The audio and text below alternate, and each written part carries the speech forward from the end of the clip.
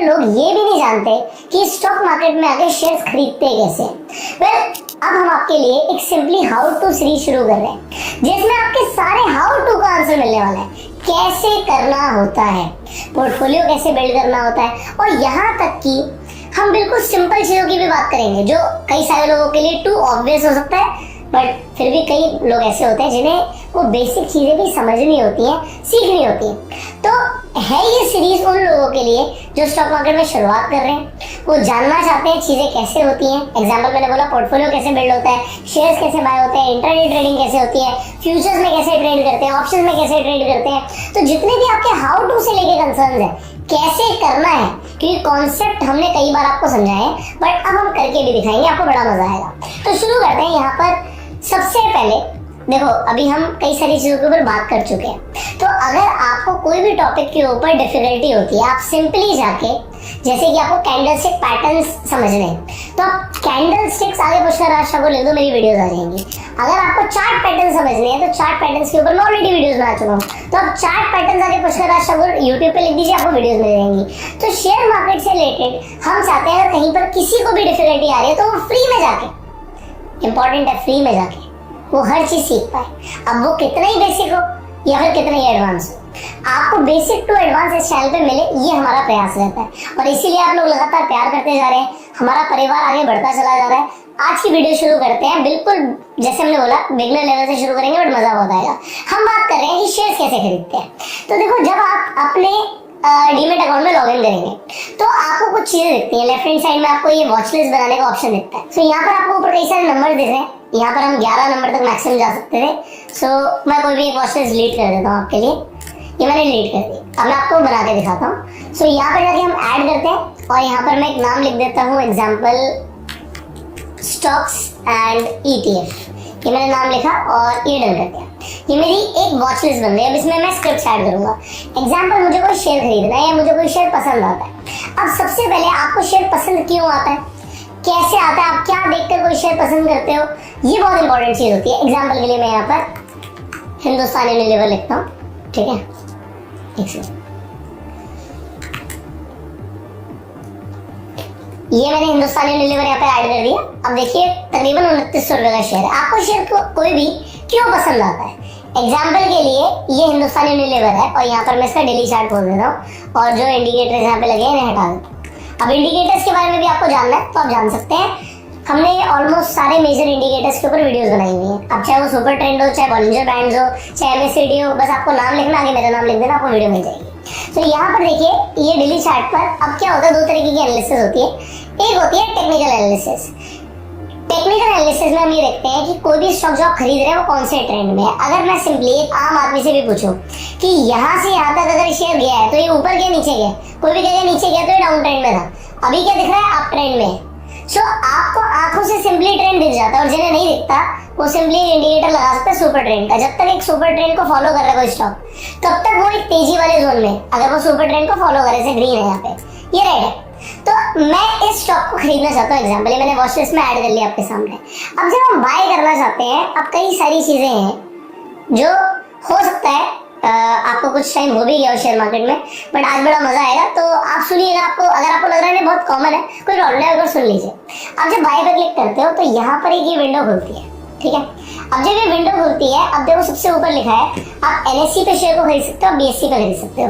मैं आपको यहाँ पर दिखाता हूँ, BSE और NSE का भाव अलग होता है, ठीक है। जैसे मैं हिंदुस्तान यूनिलीवर यहाँ पर अलग से ऐड करता हूँ, अब ये देखिए यहाँ पर ये NSE का रेट है, ऊपर BSE का रेट है। तो NSE का रेट है 1904, यहाँ पर 1905, तकरीबन 80 पैसे का फर्क दिख रहा है आपको। ये फ्लक्चुएशन होती रहेगी और कई बार ये फ्लक्चुएशन बड़ी भी होती है, बट आपको NSE से ही खरीदना चाहिए। उसका रीजन क्या है, यहाँ पर देखो सिंपल इन्फो आ रहा है, इस पर जब हम क्लिक करते हैं ना, यहाँ पर ये लिक्विडिटी है।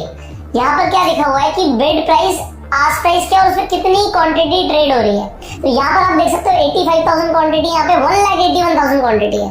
तो 85,000 क्वांटिटी लोग खरीदना चाहते हैं, 1,81,000 क्वांटिटी लोग बेचना चाहते हैं, और किस प्राइस पर वो यहाँ पर लिखा होता है। अब मैं यहाँ पर आपको क्यों बोल रहा हूँ कि NSE से खरीदना चाहिए, कभी कभी BSE पे रेट कम आएगा। आप यहाँ पर जब सिंबल इन्फो पे क्लिक करोगे तो यहाँ पर देखोगे आपको लिक्विडिटी NSE से कम मिलती है। तो BSE में जो सौदे हो रहे हैं वो NSE के कंपैरिजन में कम होते हैं। तो लिक्विडिटी की इशू, अगर आप मार्केट पे जाके मार दोगे, कभी कभी आपको BSE पे कुछ उल्टा सीधा रेट मिल जाता है। उल्टा सीधा मतलब खरीदने जाओगे तो महंगा मिल जाएगा, बेचने जाओगे तो सस्ता मिलेगा। तो इससे बढ़िया क्या NSE से आप जाके सौदा मार सकते हो। अब हम दोबारा से बाय पे जाते हैं, तो सबसे पहले NSE से लेना है, BSE से आपको ऑप्शन देता है। फिर देखो 3 तरीके के ऑर्डर्स होते हैं, एक होता है रेगुलर ऑर्डर, एक होता है GTT ऑर्डर, एक होता है MTF ऑर्डर। ये तीनों में क्या फर्क है, तीनों समझा देता हूँ। रेगुलर ऑर्डर मतलब मैं एग्जांपल के लिए 10 शेयर खरीदना चाहता हूँ, बात खत्म। कितने के पड़ेंगे मुझे 10 शेयर, यहाँ पर लिखा हुआ आगे नीचे रिक्वायर्ड मार्जिन 29,000 रुपए के पड़ेंगे। और यहाँ पर MTF क्या लिखा हुआ है, MTF का मतलब होता है मार्जिन ट्रेडिंग फैसिलिटी, कि आपके पास पूरे पैसे नहीं भी है, आप खरीद रहे हो तो 10 शेयर चाहते हो, ये एग्जांपल के लिए 100 शेयर चाहते हो, तो यहाँ पर तो आपको 2,90,000 लगेंगे, बट MTF पे आपको सिर्फ 72,000 खर्च करने पड़ रहे हैं।